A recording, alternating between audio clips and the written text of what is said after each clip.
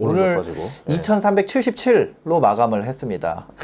예, 개인은 7천억 샀습니다. 일주일치 올려놓은 거 다 빼버렸죠. 그냥. 예. 근데 여기서 저도 느낀 게 뭐였냐면 네. 뭔가 조금 그 하락장이 그동안의 하락과 최근에 한 3일 동안의 하락이 좀 달라요. 특히 이번 주 하락이 좀 다른데 여기서 하나 뭐 보여드릴 게 있다면 국내 증시에서 투자자별 매매 동향 저는 이걸 많이 봐요. 여기서 특히 선물 쪽을 보시면 이걸 이렇게 즐겨본 스타일은 아니지만 보면 그동안 3개월 동안 외국인들이 선물을 35,000 계약을 순매도를 때렸었습니다. 보통 코스피 같은 경우에서도 3개월 정도를 보면은 매도를 쳤었어요. 그리고 우리가 그때 이제 코로나 위기 터지고 나서 근 1년 동안 외국인들은 코스피에서는 순매도, 선물은 순매수. 그러니까 주식은 팔겠다. 하지만 지수는 오를 거에다 베팅을 걸었었죠. 그래서 주식을 계속 팔아치우면서 선물에서도 수익을 내는 구조를 가져갔었는데 근 1년 동안은 아마 작년 5월부터 코스피가 쭉 빠졌었잖아요. 그때부터는 코스피도 순매도, 선물도 순매도. 실제로 그때 보면은 계속 1년 내내 지수가 하락했으니까 외국인은 주식을 팔아서 돈을 벌고 또 선물 매도해서 돈을 또 벌고 그러면서 수익을 계속 가져가다가 최근 들어서 분위기가 바뀌었던 게 선물을 순매수합니다. 선물을 순매수하면서 지금 보다시피 뭐 오늘 같은 경우도 선물을 순매도했지만 944계약밖에 안 됐어요. 보면 뭐 9,000계약 순매수하고 3,000계약 순매수하고 이렇게 좀 추세들을 보면은 매수로 바뀌었네. 선물은 매수로 바뀌었다라는 거죠. 지수 상방을 좀 보고 있는 거네요. 1년 만에 바뀐 포지션인데 우선은 뭐 만기가 9월이니까 아직 뭐 7월, 8월 무슨 2달 정도 더 봐야 될 것 같긴 해요. 언제든지 바뀔 수 있어요. 하지만 좀 의외로 이런 모습을 봤다라는 거는 좀 바람이 바뀐 느낌처럼 동남풍인가? 저도 지금 그러다가 오늘 빡 이래가지고 근데 오늘 같은 경우는 빠질만 했다고 생각해요. 많이 올랐잖아요. 그쵸. 반등이 좀 셌죠. 너무 많이 올랐어, 그 전에. 거기서 힌트를 얻은 게 저도 그거였어요. 지금 선물을 순매수한 게 외국인 입장에서는 지수가 좀 과하게 빠졌다라 판단한 거 아닌가. 뭐 여러분 말대로 말하는 기술적 반등 정도? 그러니까. 이제 그렇게 제 생각에 이런 거는 양심적 반등. 양심적 반등. 솔직히 양심적으로 꽃지는 줘야지. 개평 반등? 이거 개평. 그 강원랜드 이런 데 가면 다시 도박 안 할게요. 그러면 이제 좀 버스비는 주잖아요. 교육받고. 그런 거라고. 교육 받으셨어요? 안 받았어요. 그러니까 그 콤프라 그러죠. 콤프. 이렇게 이만큼 빠졌으면 이거 콤프를 이만큼 준 거예요. 이거 식당 가서 쓸 수 있거든요. 그래서 이제 그런 정도의 기술적 반등인지 아니면은 정말 뭐 9월 달까지 좀 긍정적으로 바라보는 뷰였는지라고 지금 구분되고 있어요. 전문가들끼리도 의견이 많이 갈리고 있어요. 아닌 게 아니라 많이 하시잖아요, 주식. 많이 하죠. 많이 하시죠. 많이 하죠. 머리가 빠질 만큼 하고 있어요. 그러니까요. 그렇게 스트레스를 받을 정도인데 지금 같은 상황에서 유튜브 같은 데 보면 이제 좀 손절을 해야 된다. 앞으로 더 뭐 퍼펙트 스톰이 올 수 있다. 더 큰 위기가 오고 이제 경기 침체까지 아직 뭐 더 진짜 확실한 건 안 왔다. 이런 의견들이 많이 있는데 그럼 저도 이제 그런 걸 보고 느낀 게 손절을 만약에 내가 아직 감내할 수 있는 정도라면 손절을 하는 게 맞는지. 딱 1년 전이랑 거울되는 대사들인 것 같아요. 1년 전만 해도 늦지 않았다. 더 사야 된다. 그렇게 얘기했었었고 근데 그것도 오를 때는 그렇게 말하고 떨어지니까 이제 손절을 해야 된다. 팔아야 된다라고 하는데 보통 고점에서 그런 얘기는 안 나오죠. 이제 충분히 내리고 많이 내렸을 때 계속 영원히 내릴 것 같으니까 그런 말들을 하는데 제 기준에선 그래요. 지금 시점에서 손절하는 거는 너무 이미 피해는 피해대로 다 보고 손절 다 하고 이러다가 만약에 반등 오고 나면은 완전히 이제 그냥 둥 떠버리는 거죠. 그럼 다시는 주식을 안 보겠죠. 그냥. 다시는 안 보죠. 근데 실제로 2008년에 그렇게 사람들이 많이 떠났거든요. 2011년이랑. 그래서 저는 저만의 철학이 있다라고 하면은 이럴 때는 그냥 견디자. 견디자인데 여기서 이제 분할 매수를 하는 방법이 하나 있고 안 사는 방법이 있어요. 손절은 그러니까 저는 좀 투자에 호흡이 길어진 몰라도 제가 파는 거는 원하는 가격에 이르렀을 때 파던가 기업에 큰 문제가 생겼을 때 그때 파는 거지 그냥 지수가 하락이니까 이 기업을 팝시다는 저는 별로 좋아하지 않는 스타일이거든요. 네. 그래서 보통 1번 아니면 2번을 많이 택해요. 2008년 같은 경우는 그냥 견디기 모드를 했었고 네. 2011년에도 견디기 모드를 썼었어요. 네, 네. 그랬더니 아쉬운 게 반등이라는 게 꼭 이렇지는 않더라고요. 예를 들어서 천 떨어졌다 그러면 다음에 1000이 오르는 건 꼭 아니에요. 분명히 이제 내가 견디기 모드를 쓰면 1000 떨어졌으면 다시 1000이 올라야 본전이에요. 그쵸. 근데 그게 과연 그렇게 올 수 있을까에 대해서 항상 의문인 거죠. 지금 3,316부터 빠지기 시작했는데 지금 2,378이니까 예. 오늘 기준으로 그러니까 한 1,000이 빠진 거죠. 예. 근데 여기서 다시 여기까지 가지는 않는다는 거잖아요. 그렇게 되려면 어마어마한 상승 동력이 필요한데 아. 과연 지금 뭐 시장의 상황상 네. 이렇게까지 푸시를 할 만한 강한 압력들이 있을까, 상승의 동력이 있을까에서는 아니다라 보는 거고 다만 지금 호재를 볼 수 있는 건 악재가 해소되는 정도거든요. 예. 그럼 악재가 해소됐다고 코스피가 막 예전에 과거 고점까지 찍을 수 있느냐? 그건 좀 지금 기대하기 좀 어렵지 않을까? 예. 그래서 제가 그냥 현실적인 걸 생각하면 한 2,800 정도까지 그냥 올라오는 거에서 만족을 해야 되지 않을까? 이제 그런 다음에 선택을 하겠죠. 뭐 그거에 따라서 분위기가 정말 더 더해지고 좋아지면 올라가는 네. 거고 네. 그게 아니라 뭐 여기서 그렇게 뭐 다른 것도 없으면 횡보해 버릴 수도 있거든요. 항상 횡보도 가능성을 염두에 두게 되면은 네네. 그럴 때는 그냥 지금 지점에서 차라리 분할 매수를 했던 게 2,800 정도 된다 하더라도 내가 3,300에 물린 걸 2,300에 사면은 에버리지가 2,800에 나오거든요. 네네. 예, 그러면 그쯤 되면 다시 본전이 돼요, 오히려. 그래서 분할 매수를 하는 거는 과거 고점까지 못 올라간다라는 생각 때문에 네. 하는 거.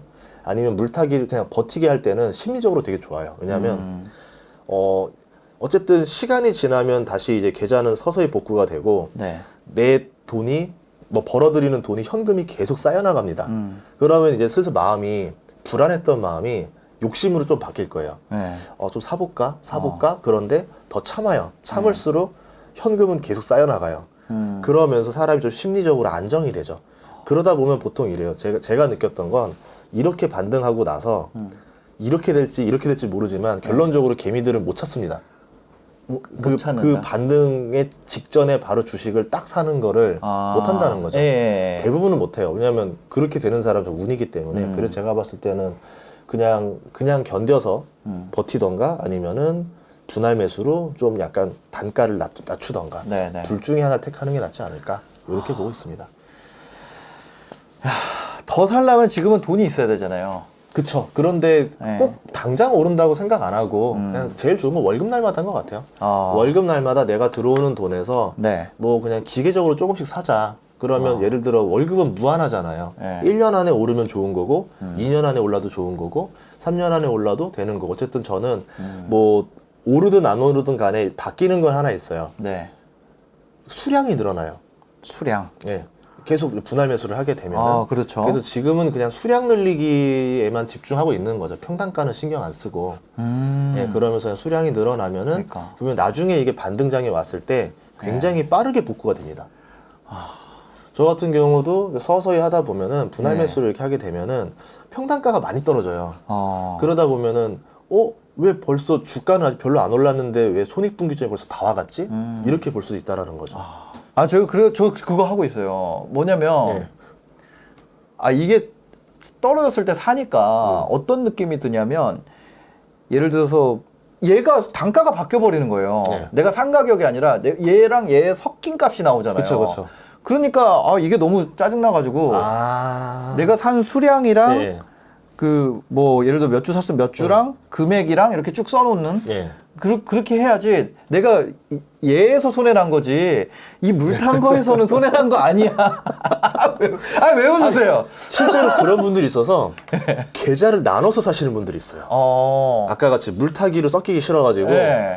다른 계좌로. 그거는 물 아예. 타기가 싫더라고 그게. 그러면 이렇게도 할 수 있어요. 그 증권사 안에서 계좌를 하나 더 만들 수 있어요. 그러면은 이제 뭐 물 탈 때마다 계좌를 새로 만들어서 예. 그 계좌에 집어넣는 방법도 있죠. 예. 예.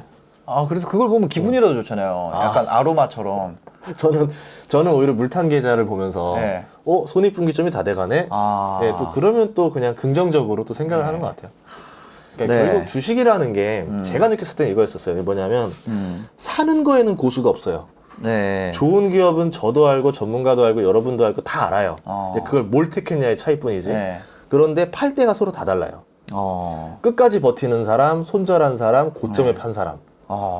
그거에 따라 수익이 달라지는 거죠. 그래서 주식이라는 게 네. 사는 건 기술이고 파는 건 예술이라고 하는 게 네. 예측 불가의 영역이거든요. 파는 거는 자기의 심리의 영역이고 네. 지금 같은 경우는 내가 이 공포감을 이겨내지 못하고 그냥 차라리 파는 게 속이 편하겠다. 네. 그래서 손절하시는 분들이 있고 심리적 안정을 위해서. 저도 그런 네. 생각이 들어요. 그리고 아니 어떤 분들은 아니야 나는 여기서 끝까지 한번 버텨보겠다. 아니 이게 약간 강제 기상이 돼요. 저 원래 아침형 인간이 아니거든요.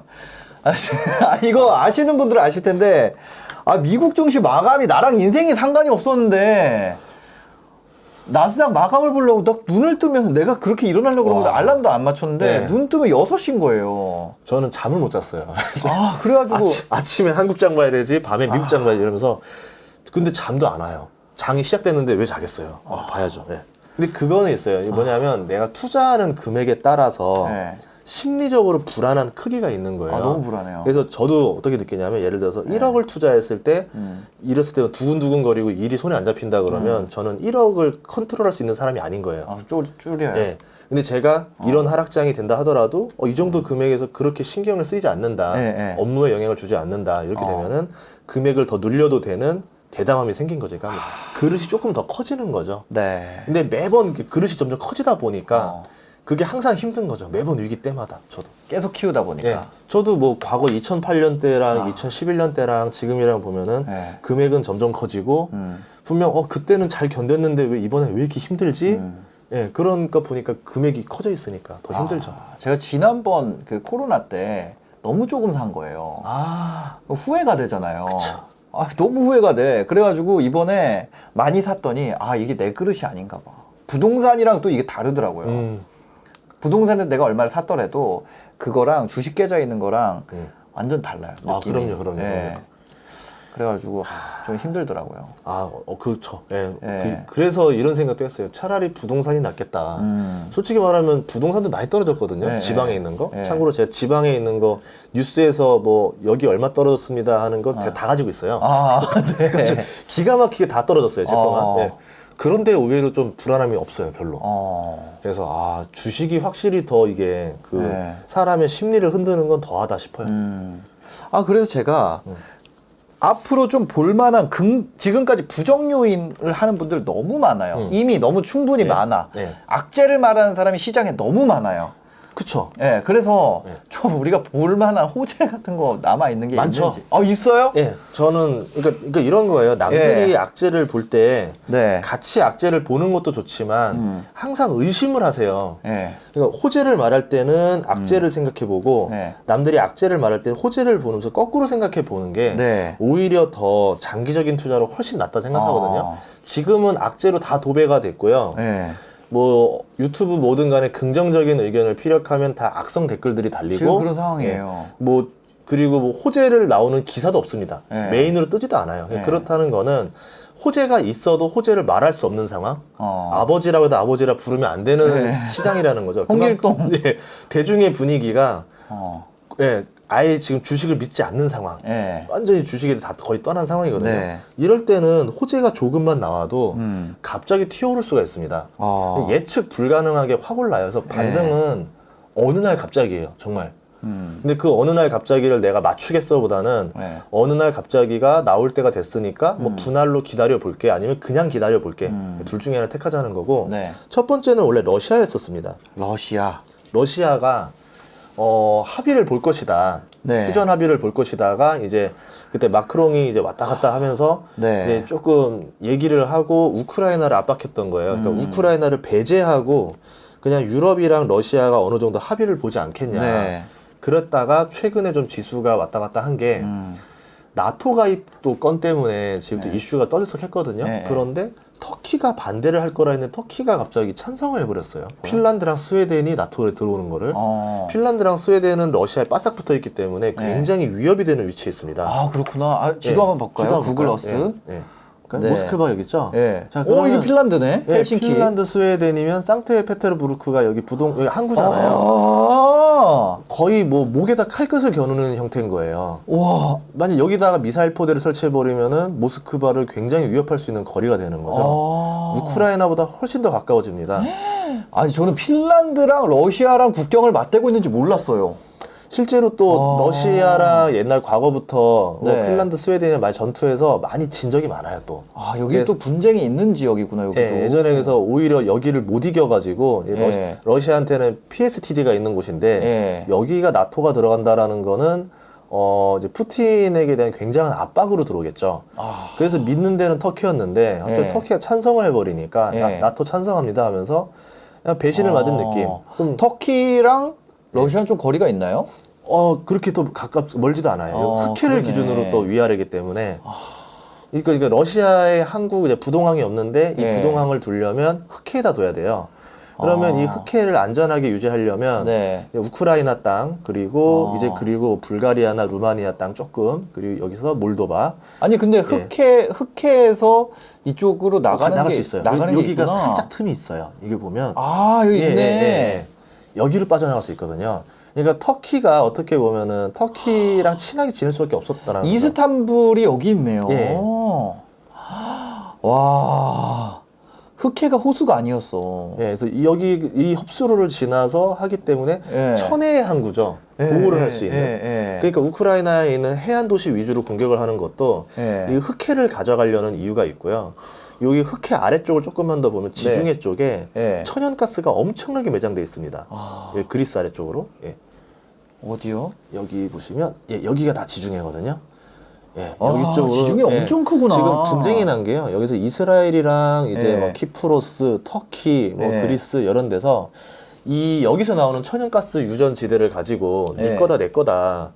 막 이런 상태도 있는 거예요. 그래서 지금은 천연가스 에너지 패권을 가지고 싸운다라고도 볼 수 있는 거죠. 흑해는 또 이제 러시아의 안보적인 측면 때문에도 더 가져가려고 하는 거고 그런 상황에서 터키가 갑자기 나토 찬성 이래 버리니까 이게 판이 또 어떻게 될지 모르는 거예요. 그래서 이거 합의는 어렵지 않을까, 좀 미국이랑 또 한 길어지지 않을까 이런 두려움이 또 반영되면서 지수가 살짝 내린 게 아닌가 이렇게 또 보고 있습니다.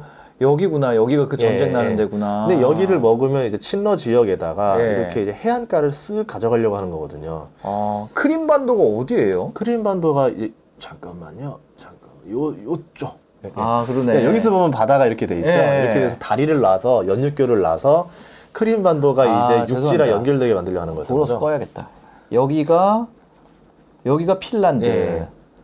핀란드. 그럼 전쟁을 보시면 제가 조금만 더 마우스를 주시면 하르키우 쪽을 해서 여기랑 길이 연결되고 나면 크림반도랑 연결이 되는 거예요. 그럼 이 지역을 꼭 장악해야지만 러시아 입장에서는 이 크림반도랑 다 패권을 유지할 수 있게 되는 거죠. 그래서 이쪽 지금 공략에 지금 최선을 다해서 크림반도까지 다 연결을 하려고 하는 거고 조금 더 여력이 된다면 이 오데사까지 점령을 하려고 하는 거죠. 그러면 이제 우크라이나는 흑해 쪽을 다 잃어버리게 됩니다. 오데사를 뺏기면 그래도 여기 있잖아요. 뭐 이렇게 발호로든 이제 천의 항구, 우리를 치면 부산 같은 거거든요.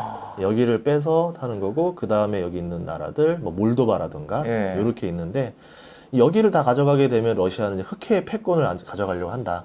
그렇게 보시면 될 것 같아요. 이거 안 끝나더라고요. 끝날 것 같았는데. 끝날 것 같은데 이제 이권이 서로 엮여버리니까 그러니까 빨리 안 끝나고 있는데 원래는 저번 주만 해도 끝날 분위기가 살짝 나오지 않나라고 했지만 결국 나토권이 또 되면서 또 한 타임이 늦춰졌다 이렇게 볼 수 있습니다. 그래서 이게 만약에 해결이 된다 그러면 인플레에 가장 또 많은 영향을 줬던 거기 때문에 이게 조금 그 증시의 상승 요소를 봤었던 거고요. 그리고 또 하나가 뭐냐면 이제 사우디인데요. 오펙에서 석유를 증산을 좀 해줘야 되는데 생각보다 증산을 안 해주고 있어요. 결국은 유가가 잡히면 물가가 떨어지거든요. 근데 유가를 못 잡고 있다라는 점인데 WTI 한번 보고 가겠습니다. 111달러. 그러네요. 이게 떨어지려고 누르고 눌러도 눌리지가 않는 상태에서 계속 올라오고 있어요. 그 얘기는 공급을 좀 터트려주면 되거든요. 제일 좋은 상황에서는 공급을 확 터트려서 가격을 잡아주게 되면은 기대 심리마저 사라지는 거죠. 계속 증산이 될 거다.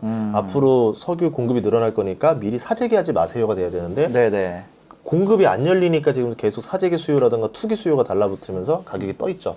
지금 111달러인데 이 중에서 한 10달러에서 15달러 이상은 네. 투기적인 요소 때문에 오른 것들도 있다라 보거든요. 실제 수요보다는. 네네. 그러면 이것들을 잡아주려면 굉장히 큰 오프너를 열어줘야 되는데 이제 바이든이 이번에 사우디로 7월달에 건너가서 네. 어떻게 이야기를 풀어 나갈 거냐 이게 굉장히 큰 관건이 될 겁니다. 근데 이게 쉽지가 않은 게 네. 사우디는 또 이제 순위파죠. 그리고 이란이 시아파인데요. 네.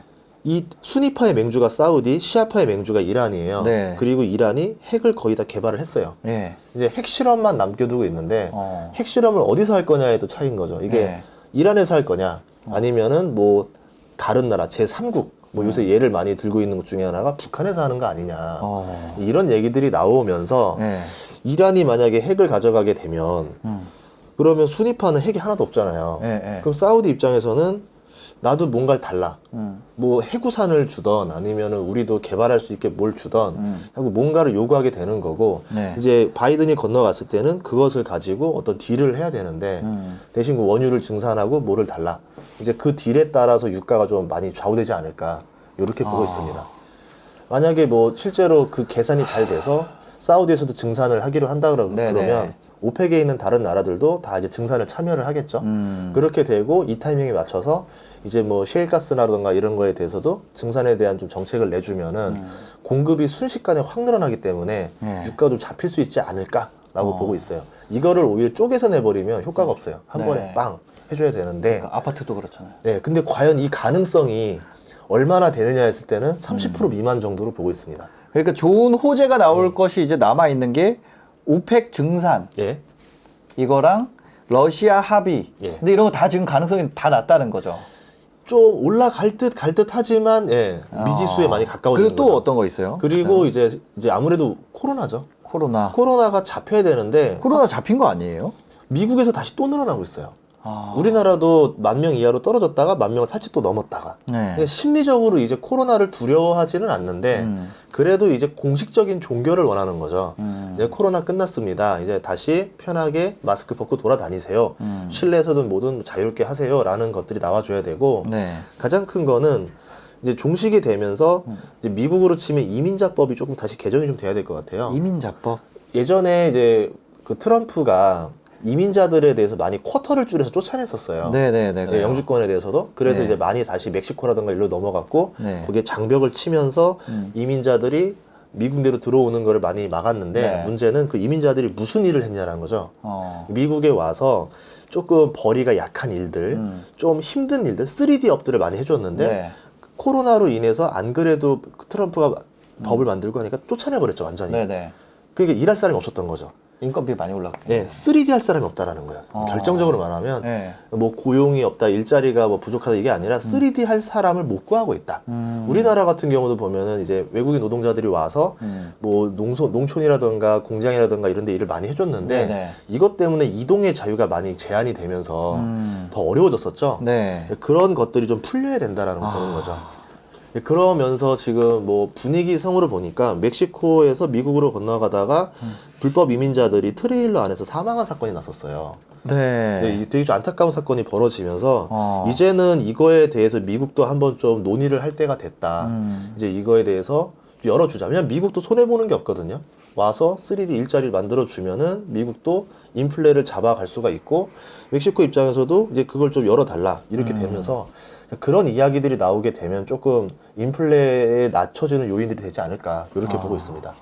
왜냐하면 이제 인건비가 보통 뒤늦게 오르는데 물가가 튀고 나면 그 다음은 인건비가 오를 차례예요. 네. 그럼 이 인건비가 오르는 걸 선제적으로 제어를 해줘야 되는 상황이 됐다.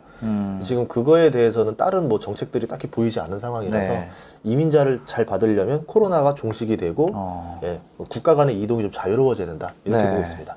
이런 세 가지가 그나마 좀 볼만한 그런 거고. 예. 사실 뭐 딱 부러지는 뭐 그런 건 없네요. 지금 뭐 이렇게. 예. 그러니까 어쨌거나 미국에서 이민자법 개정 관련된 소식이라든지 아니면 뭐 오펙에서 증산 합의가 됐다는 소식 아니면 러시아에서 휴전 합의가 됐다는 소식 이런 세 종류의 뭔가가 아니면 예. 뭐 딱히 지금은 그쵸. 방향성에서는 좀 안 좋은 방향으로 가고 있는 건 맞죠. 뭐 축구로 치면은 수비 문제를 먼저 해결하고 공격 강화를 해야 되는 거거든요. 근데 지금 상황에서는 이 악재들을 해결하지 않은 상태에서 호재가 나온다 한들 이거가 그렇게 상승의 도구로 활용이 되지 못한다는 거죠. 대표적으로 호재의 도구로 쓸 수 있는 것 중에 하나가 중국이 있어요. 중국 증시가 지금 한 달 반째 오르고 있는데요. 아, 진짜요? 네, 경기 부양책이 이제 임박했다. 큰 게 나올 거다라고 해서 과거처럼 그냥 지방에다가 아파트 짓고 도로 지으라는 건 아닐 것 같고 일자리를 늘리면서 친환경에 기여도 하면서 경기 GDP도 올릴 수 있는 게 뭔가 봤을 때 태양광이다라고 판단하는 것 같아요. 그래서 태양광 관련된 것들이 좀 오르지 않을까 이렇게 보고 있습니다. 바닥을 찍고 지금 반등을 주고 있죠. 계속 오르고 있네요. 그러면서 우선 싸다라는 인식도 있었고 중국도 이제 어느 정도 이제 누를 만큼 다 눌렀고 이제 경기 부양을 하지 않겠는가. 아니 너무 심한 거 아니야? 중국은 이렇게 오르고. 그래서 섹터가 두 개가 올랐어요. 최근에 이 하락장에도 올랐던 게 태양광이랑 전기차 관련입니다. 그래서 이제 중국과 가장 연관이 깊기 때문에 우리나라에서도 뭐 올랐던 OCI라던가 뭐 전기차 소재들, 뭐 2차 전지 소재들 이런 것들도 보면은 거의 다 이제 그 관련해서 올랐다 이렇게 볼 수 있습니다. OCI가 올랐다고요? 와, 그렇구나. 와, OCI가 오른다니. 그렇죠. 그러니까 이런 하락장에도 오르는 것들이 존재는 한다라는 거죠. 근데 이 여파가 그 섹터에만 다 가는 거지 시장 전체를 들어올리는 영향을 주지는 못했다. 과거에 상승장이었다라 그러면은 이게 우리나라 지수 전체에도 영향을 줄 정도였었던 건데 이제 그렇게 가지 못하고 있습니다. 알겠습니다. 그래서 뭐 이런 호재들로 정리해 볼 수 있었을 것 같습니다. 그러면은 이런 호재가 전반적으로 좀 약한 거잖아요. 지금. 그쵸? 그런데도 손절하기가 좀 그렇다. 그러면 좀 더 빠지기는 좀 어렵다고 보시는 건가요? 더 빠질 수도 있다라고 보지만 벌써 빠진 포인트가 뭐 나스닥 지수로 치면 5,000포인트가 빠졌어요. 그럼 여기서 더 빠지면은 뭐 한 1, 2천 정도 되지 않겠는가. 뭐 1만 이하로 내려가는 일도 참 흔치 않은 일이다라 보는 거거든요. 그러면은 이제는 하락의 길이는 모르겠어요. 하지만 하락의 깊이는 충분히 많이 하락한 상태다. 어느 정도 이미 충분히 털어냈다. 다만 이제 털어내는 방식은 길이로 털어낼 수 있겠죠. 예를 들어서 여기서 장기간 횡보장을 만들어 버리면 대부분의 개인 투자자들은 다 던져버립니다. 이 횡보장에 견딜 장사가 없어요. 그래서 횡보장의 가능성도 있다라고 염두를 해둬야 될 것 같아요. 하지만 저는 뭐 이 가격대에서는 여기서 더 빠진다 하더라도 버틸 수 있지 않을까 해서 지금 같은 경우는 분할 매수도 생각을 해보고 있고 어떤 관점으로 보셔야 되냐면 내가 지금 분할 매수 들어가고 싶은 타이밍이 있을 거예요. 그 타이밍 말고 다음번 타이밍 한 번만 더 쉬고 한 번만 더 쉬고 나는 오늘이라 생각하면 오늘 말고 다음번에 한번 들어가고 싶은 그때부터 들어가시는 게 좋아요. 그러니까 개인 투자자들의 단점이 뭐냐면 어제 되게 사고 싶더라고 어쩐지. 어제 진짜 엄청 사고 싶더라고. 그래서 좀 샀어요. 그 바로 꺾이네. 분할 매수는 너무 빨리 들어가요. 한 타임 쉬고 들어가도 괜찮습니다. 분할 매수는. 딱 여기. 그럼 많이 그래도 싸게 산 거죠. 분할로 샀는데 보통은 다른 투자자들은 코스피 3천에도 분할 들어간 사람이 있어요. 3천부터 싸다 이러면서. 코스피 지수가 2,378이면은 예전에 코로나 직전 때 지수랑 거의 비슷해졌거든요. 저 막 이때 박스 하단인 줄 알고 막 이때 들어왔는데 이때 2,500부터 막 해가지고. 그쵸. 근데 충분히 들어갈 만하죠. 다들 이제 바닥이다 생각했었거든요. 이러다가 코스피만 빠진 거죠. 이제 코스피만 빠진 것들로 지금 뭐 지리적인 어떤 문제들인 거냐, 아니면은 그동안 안 빠지고 버텼던 게 키 맞추기로 내려간 거냐, 이렇게 많이 보고 있습니다. 그리고 최근 섹터들 중에서 가장 힘이 없는 게 반도체였었어요. 반도체만 안 올랐어요.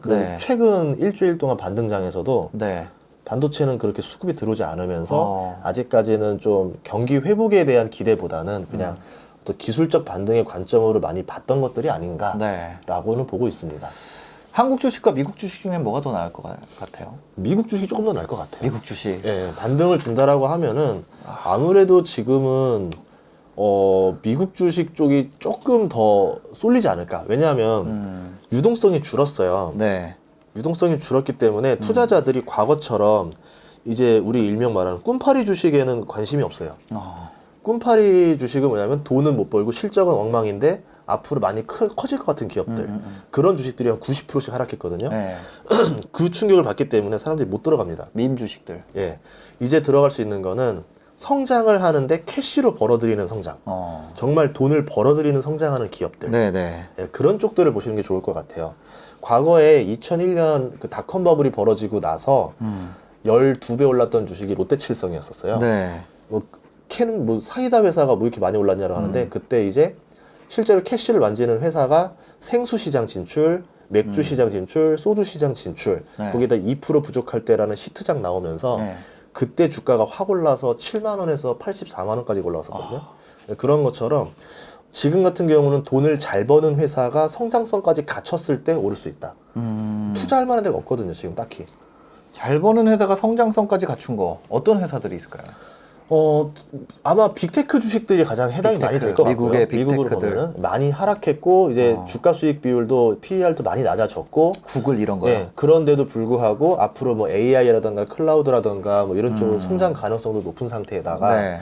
또 사람들이 상식적으로 생각해도 구글이 망할 거야 하면 에이, 망한다 생각할 없거든요. 네. 잘 되면 잘 됐지. 그죠. 예, 그렇기 때문에 또 볼 것 같고 9월 달부터 이제 로봇이 한번 또 화두가 될 것 같아요. 테슬라 봇이 한번 나옵니다. 테슬라 봇. 네. 그럼 테슬라 봇이 나오면 테슬라 주가가 뭐 오르고 내리고를 떠나서 로봇에 대한 분위기가 한 번 더 바뀔 것 같아요. 네. 그러면 이제 인공지능에 대한 또 수요들 그러면서 뭐 인공지능, 로봇에 대한 어떤 그 사업을 하고 있는 빅테크들이 좀 인기 많지 않을까 네, 그렇게 보고 있습니다. 로봇 하면 현대차 아닌가요?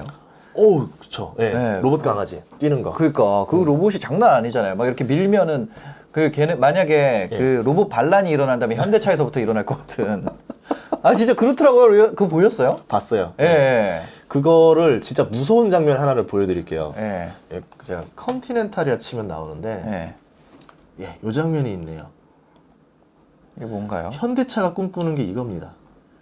이런 자동차에서 로봇 강아지를 만들어서 네. 이 장면이에요. 아 이게 이렇게 현대차의 장면이에요. 꿈꾸는. 이거 현대차 거예요? 아니요. 컨티넨탈이라는 이제 타이어 회사인데 네. 이제 여기가 이제 유럽에 있는 회사인데 여기도 이런 꿈을 꾸는 거예요. 모빌리티 회사들의 로망인 거죠. 그럼 정의선 회장이 이 로봇 강아지를 데리고 중요한 행사장마다 데리고 다녔던 게 네. 우리 현대차는 자동차 회사가 아니라 모빌리티다. 이동 수단이다. 보면 이게 자율주행차입니다. 네. 자율주행차인데 이것도 뭐냐면 특수 목적 차량이라 그래서 회사마다 맞춤형으로 차량을 제작해 주는 거예요. 네. 그럼 예를 들어 택배, 쿠팡차다 그러면 쿠팡 짐을 이 로봇에 실으면 이제 알아서 이 동에 들어가서 배송을 싹 하고 다시 여기를 모이는 거죠. 우리 스타크래프트로 치면 캐리어와 인터셉터 역할을 하는 거죠. 이렇게 됐을 때 엄청난 이제 물류의 혁신이 일어난다라고 볼 수 있겠죠. 그럼 이 시장에서 현대가 가져갈 몫이 굉장히 크다라고 보는 거죠. 예, 그래서 아마 로봇에 대한 분위기가 바뀌는 거고 테슬라 같은 경우는 이 로봇이 더 사람 모양에 가깝잖아요.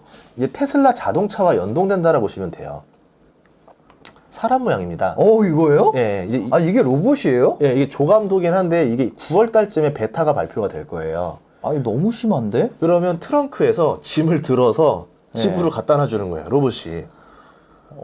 테슬라 봇 너무 심한데? 좀 무섭죠? 살짝 섬뜩하죠? 예, 뭐 설마 이렇게 나올까 아닐까 모르겠지만 이족 보행의 조금 형태로 많이 모양새를 띠고 있습니다. 아니 현대 아틀라스가 확실히 좀 거부감이 덜하고 덜하죠. 예. 테슬라 봇은 뭔가 좀 그래. 무서워요, 약간. 이렇게 한다고? 이제 실제로 나와봐야 이제 좀 더 자세히 알 수 있을 것 같아요. 예. 테슬라 봇. 예. 그러니까 이거 현대 건데. 예. 이거 저희가 봤던 거 비디오 이거거든요. 그렇죠. 근데 이거는 너무 미래인데. 그래서 차라리 사족 보행을 하는 강아지 형태가 더 약간 휴머노이드 로봇으로 괜찮지 않겠느냐. 이족 보행이 더 많은 기능을 수행할 수 있으니까 이족 보행이 낫지 않겠느냐. 이제 이렇게 나눠져 있는데 제 생각에 이거 한번 나오고 나서부터는 또 한 번 더 이제 로봇에 대해서 사는 시각이 바뀌는 계기가 되지 않을까. 예. 테슬라 봇 어떻게 나올라나. 근데 이 로봇이라는 거를 과거에는 그냥 로봇 회사로 생각했는데 자동차 회사들이 이것에 대해서 자꾸 뛰어들기 시작했다. 그리고 자율주행차와 로봇이라는 거는 자동차 타다 보면 제일 불편한 게 그거거든요. 짐을 실었다 내렸다 차에다가 이것들을 이제 로봇이 해주게 되면은 이제 로봇에 대해서 굉장히 많은 활용도가 올라가지 않을까 이렇게 보고 있습니다. 이제 뭐 아까 클라우드, 뭐 인공지능, 로봇 같이 또 새로운 이제 어떤 호재가 될 만한 요소들에 관심을 가지면서 캐시를 잘 벌면서 매출 성장률이 뛰어나고 앞으로 이런 기술까지 가져간 기업들로 범위가 더 좁혀지지 않을까. 네. 이렇게 한번 한 추석 때쯤에서 한번 생각해 보고 있습니다. 알겠습니다. 또 이렇게까지. 근데 혁신과 성장 같이 이렇게 보다 보니까 테슬라봇 얘기가 나와서 그런데 저는 현대차가 되게 좋을 것 같아요. 좋을 수 있죠. 예. 네. 현대차가 오늘 굉장히 안 좋은 소식이 나왔습니다. 그 디젤 게이트 관련된 뉴스가 나왔는데, 야, 오히려 그 생각도 했어요. 네. 과거에 우리나라도 그 유럽차에 대한 디젤 게이트를 우리나라에서 네. 터졌었잖아요. 그런 것처럼 반대로 유럽에서도 우리나라 현대 기아차에 대한 견제가 시작됐다라고 생각을 해요. 왜냐면 디젤 네. 게이트는 좀 약간 굳이 지금 전기차가 이제 미래인 상황에서 디젤 게이트까지 터뜨릴 필요는 없다고 보는데, 다만 기아 현대차가 유럽에서 막 2위까지 찍어가면서 네. 유럽 시장을 장악해 들어가려고 하니까 유럽에서 약간 텃세를 부린 게 아닌가. 네, 저는 그런 관점도 봐야 된다 봐요. 무조건 이건 나빠 이런 게 아니라 네. 나쁠 수도 있지만 왜 하필 이때 나온 걸까? 타이밍에 대해서 의심을 좀 해봐야 된다. 그렇다는 얘기는 뭐 그만큼 현대 기아차가 전기차를 잘 뽑는다 이렇게 네. 볼 수도 있는 거고, 네.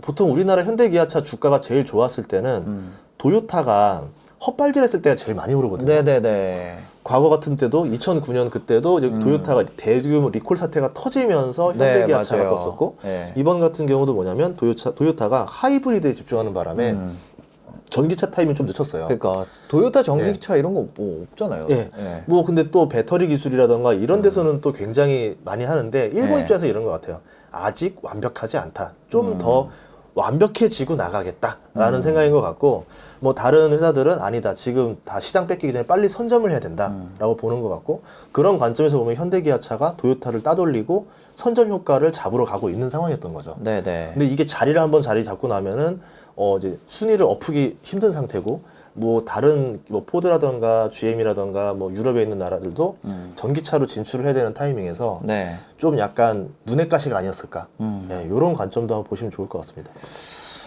네. 알겠습니다.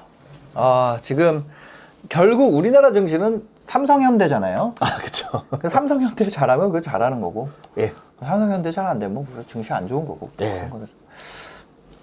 잘 될 것 같아요. 네, 그래서 지금 같은 경우는 반도체가 진짜 안 좋아요. 그래서 네. 지수가 굉장히 많이 빠져 있어서 지수를 보지 말고 업종 안에서 힘이 네. 강한 것들이 좀 있거든요. 네, 그런 것들 위주로 보시면서 왜 강할까? 그리고 네. 이제 본인이 좀 이해가 된다라 그러면은 그것에 투자를 할까 말까 고민하시는 게 좋겠다 봅니다. 업종별로 강한 건 어떤 게 있나요? 지금 2차 전지 쪽이 강했었어요. 2차 전지. 아까 전기차, 중국 관련 섹터이기 네네. 때문에. 그리고 지금은 어때요? 지금도 잘 버티고 있어요. 네, 그리고 태양광 섹터들. 네, 태양광 섹터들이 또 좋은 편이고, 네. 뭐 그 외에는 전반적으로 그렇게 좋은 편은 아닌데 또 이제 상황에 따라서 이제 또 좋아지는 섹터들이 나오는 걸 잘 봐야 될 것 같아요. 근데 지금은 네. 중국 관련들이 좀 셌던 것 같아요. 사실 지나고 보면 지나고 보면은 너무 빨리 지나 있어서 예, 또 후회가 되는 거고, 예, 그 안에 있을 때는 영원할 것 같고. 그쵸. 지금 어떤 느낌이냐면 군 생활 마지막 약간 그런 게 아닌가. 왜요? 확 와닿네요. 예. 화가 났네요. 지금 뭐냐면 병장 2호봉 정도. 예. 약간 그런 느낌입니다. 시간이 빨리 안 가는 거네요. 예, 예. 시간이 안 갑니다. 하루하루가 너무 안 가고, 한 6개월 뒤에는 또 예. 저희가 아예 다른, 또 그때는 그랬지, 이렇게 얘기할 수 있는 때가 왔으면 좋겠네요. 1년 전만 해도 예. 너무 좋아서 난리였잖아요. 예. 1년 만에 분위기가 또 이렇게 극단적으로 간다는 거 보면은 정말 이거에 대해서 장단을 추다 보면 내가 조울증 걸리겠다 싶거든요. 네. 그래서 이런 거에 신경 안 쓰고 그냥 하락장 같은 경우는 저만의 루틴이 있다라고 하면은 네. 장을 오히려 일부러 안 봐요. 장을 안 본다. 네, 최근 같은 경우 제 2주 내내 지금 뭐 촬영에 야외 촬영 때문에 골프 촬영에 또 네네. 집중하다 보니까 시간이 또 금방 가더라고요. 네. 알겠습니다. 네, 지금 사실 쉽지 않은 구간이죠. 네. 또 잘 이겨내시길 바라고요. 지금 파는 구간은 아니라고 합니다. 지금까지 버텼다면 차라리 좀 더 있어 보는 것이, 살 수 있다면 좀 더 사는 것도. 예. 근데 더 빠질까봐. 그런 두려움 때문에 빠지는 거예요. 그게 빠질 것 같아요. 다들 그렇게 생각하니까 빠지는 거기 때문에 네. 이거에 대해서 역발상을 해볼까 말까도 고민을 해봐야 된다는 거죠. 지금 아니 저 그런 생각이 들더라고요. 이게 여기까지도 갔었는데. 그쵸. 1440 1400 얼마까지도 갔었는데 코로나 전에 2009년 반등 시작할 때 2000에서 막 왔다 갔다 했었는데 여기 300포인트 더 빠져. 저도 코로나 직전에 네. 예전에 다른 전문가랑 대화했던 적이 있었는데 네. 지금도 기억나는 게 제가 그때 좀 하락할 것 같다라고 하니까 지금 코스피가 2200인데 왜 하락하냐면서 네. 저를 다그치듯이 뭐라 했던 분이 있었어요. 네. 그리고 나서 난리가 났었죠. 예. 그러니까 이제 알 수는 없는 거예요. 네. 근데 그때 2200에서 왜 빠지냐 했던 게 2600 갔던 게 2200 빠졌는데 네. 왜 더 빠지겠냐. 예, 뭐 그렇게 말했었거든요. 그래서 너무 이제 과거에 대한 데이터에 너무 우리가 얽매일 필요는 없다라 봐요. 네네. 다시 그 박스피 옛날에 추억의 박스피로 다시 돌아왔습니다. 박스피 상단입니다 지금. 예. 그쵸? 횡보를 생각하는 이유도 뭐냐면 예. 반도체가 힘이 없기 때문에 횡보장도 생각했던 거예요. 예. 이때가 2011년부터 2015년 때가 반도체 주식들이 그렇게 안 좋았을 때였거든요. 우리나라는 반도체 주식들이 안 좋으면 좀 횡보장을 만들더라고요. 코스피 네. 지수로서는. 그래서 횡보장까지도 계산을 해봐야 된다. 이런 말이었었습니다. 따지고 보면 이렇게 생각할 수도 있어요. 자, 언제지? 98년부터 시작된 상승장이 지금까지 이어지고 있어요. 그렇죠. 예. 뭔 소리 하는 거야, 진짜. 하여튼. 지금도 싸다 이러면서. 알겠습니다. 예. 저희 방송 마무리하도록 하겠습니다. 오늘 또 이렇게 바쁘신데 시간 내주셔서 너무 감사합니다. 감사합니다. 예.